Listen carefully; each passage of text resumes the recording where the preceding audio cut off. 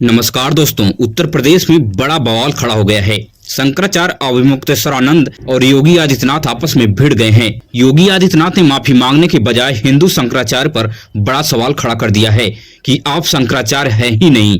प्रयागराज माघ मेला में मौनी स्नान न करने देने से उत्तर प्रदेश की प्रशासन पर खड़ा हो गया है। अखिलेश यादव ने फोन करके शंकराचार्य से बात करने की कोशिश की है और शंकराचार्य के साथ खड़ा होने का समर्थन जताया है। योगी आदित्यनाथ अब इस वक्त शंकराचार्य से टक्कर ले रहे हैं। धर्म और राजनीति की टक्कर में धर्म की ही विजय होती है। शंकराचार्य के शिष्यों का इस प्रकार का कहना है। योगी आदित्यनाथ की मानसिकता के ऊपर बड़े सवाल खड़े हो रहे हैं कि आखिर हिंदू शंकराचार्य के ऊपर इस प्रकार की कार्यवाही कितनी जायज है। परमिशन माने स्नान जो है परमिशन लेके करना पड़ता है। गंगा स्नान, गंगा पे उनकी रजिस्ट्री है। वो कौन सी कंपनी है कि उन्होंने रजिस्ट्री करवा ली है गंगा पे कि बपौती है उनकी, उनके बाप से उनको मिली थी। गंगा जो है हम हर सनातनी ये प्रशासन तय करेगा कि हम शंकराचार्य हैं कि नहीं है। उत्तर प्रदेश का मुख्यमंत्री तय करेगा कि भारत का राष्ट्रपति तय करेगा। भारत के राष्ट्रपति को भी अधिकार नहीं है कि वो तय करे कि कौन शंकराचार्य है। शंकराचार्य का निर्णय शंकराचार्य करते हैं और हम निर्णित हैं।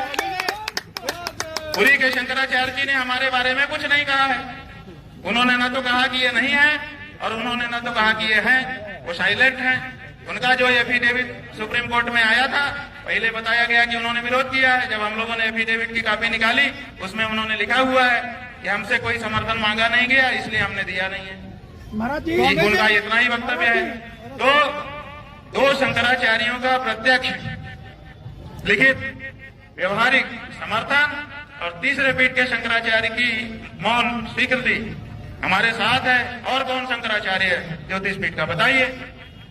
स्वामी जी हम हैं ज्योतिष पीठ के शंकराचार्य, निर्विवाद रूप से हैं।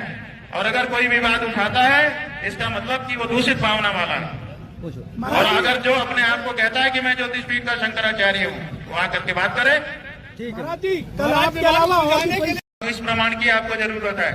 ये प्रशासन तय करेगा कि हम शंकराचार्य हैं कि नहीं है। उत्तर प्रदेश का मुख्यमंत्री तय।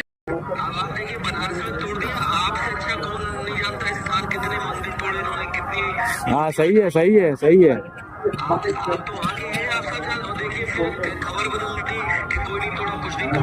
सारा तोड़ दिया इन्होंने।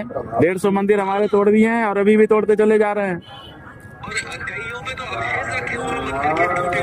यही बात है। वहीं कर्नाटक के डीसीपी रामचंद्र राव की अश्लील वीडियो सामने आ गई है। सोशल मीडिया पर धड़ल्ले से वायरल हो रही है। इस हरकत के बाद डीसीपी रामचंद्र राव को सस्पेंड कर दिया गया है। मगर ऐसे लोग प्रशासन में अगर बैठे रहेंगे तो सुरक्षा कहां तक सुनिश्चित की जाएगी। इस प्रकार की हरकत कहां तक जायज है, इस वीडियो को देखिए।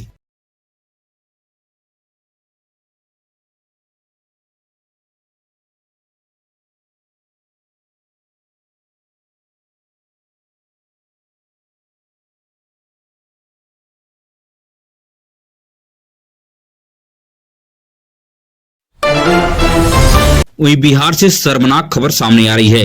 नीट की तैयारी करने गई एक छात्रा डॉक्टर बनने का सपना लेकर हॉस्टल में पढ़ाई करने गई, मगर दरिंदों ने बच्ची के साथ गैंगरेप जैसी हरकत की और शरीर को पूरी तरह से नोच डाला। प्राइवेट पार्ट में ताजा घाव के निशान दर्ज किए गए हैं। पोस्टमार्टम रिपोर्ट में दरिंदों ने 2 घंटे तक युवती से लड़ते रहे और युवती के साथ पूरी तरह से दरिंदगी की और नीट की पढ़ाई करने वाली बच्ची की गैंगरेप करके उसको मार डाला गया। बिहार में बीजेपी और जेडीयू की गठबंधन की सरकार है। नागरिकों को सुरक्षा देने में फिलहाल भारतीय जनता पार्टी और जेडीयू की सरकार पूरी तरह से फेल हो गई है। मगर प्रधानमंत्री मोदी पश्चिम बंगाल में महाजंगल राज का लेक्चर झाड़ते फिर रहे हैं और ममता बनर्जी को कटघरे में खड़ा कर रहे हैं। मगर वहीं उत्तर प्रदेश और बिहार में क्राइम का मामला कितना तेजी से बढ़ रहा है, इसके ऊपर कोई ध्यान नहीं है। वहीं उत्तर प्रदेश में कानून व्यवस्था ध्वस्त इस प्रकार से हो गई है कि वीडियो को आप देखिए। योगी आदित्यनाथ शंकराचार्य को साधने में लगे हुए हैं, मगर इधर एटा जिला में एक ही परिवार के 4 लोगों को मर्डर करके मार दिया गया है। दिन दहाड़े अज्ञात बदमाशों ने घर में घुसकर 4 लोगों की हत्या कर दी। आतंकी जैसे कुकृत्य हरकत की गई, मगर योगी आदित्यनाथ को यह चीख पुकार नहीं सुनाई देगी। दादा दादी माँ बहन को किस तरह से दरिंदों ने दिन दहाड़े घर में घुसकर मार डाला है, आप इस चीख पुकार की वीडियो को देखिए।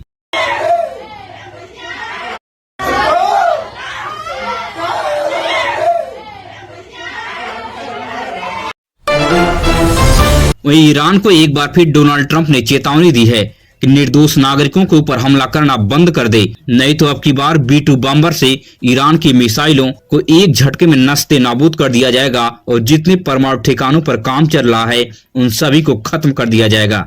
ईरान ने अमेरिका के सैन्य ठिकानों को ध्वस्त करने के लिए भी धमकी दी है, साथ ही इजराइल के परमाणु ठिकानों को बड़ा हमला करने का चेतावनी दी है।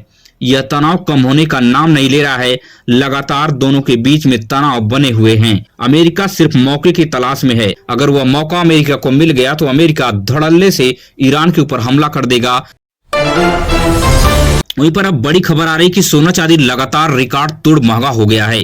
चांदी आज 3 लाख रुपए प्रति केजी पार कर चुकी है। 2026 में 4 लाख के पार पहुंचने की आशंका जताई गई है। चाइना ने अमेरिका को सख्त चेतावनी दी है। चाइना ने साफ कहा है कि ग्रीनलैंड पर अमेरिका इतनी आसानी से कब्जा नहीं करने देंगे। चाइना ने अमेरिका को सख्त चेतावनी दी है। चाइना ने साफ शब्दों में कहा कि ग्रीनलैंड पर हम अमेरिका को इतनी आसानी से कब्जा नहीं करने देंगे। अगर अमेरिका ग्रीनलैंड पर कब्जा करने की कोशिश करता है तो उसे भारी नुकसान चुकाना पड़ेगा। चाइना की इस चेतावनी के बाद पूरी तरह से दुनिया की निगाह अमेरिका की कार्रवाई पर टिकी हुई है। अगर आप भी देश और दुनिया से बड़ी खबरें देखने में दिलचस्पी रखते हैं तो हमारे इस चैनल को सब्सक्राइब कीजिए और वीडियो अपने दोस्तों और रिश्तेदारों तक शेयर कीजिए। मिलेंगे इस तरह से नई वीडियो में नई सूचना के साथ। धन्यवाद।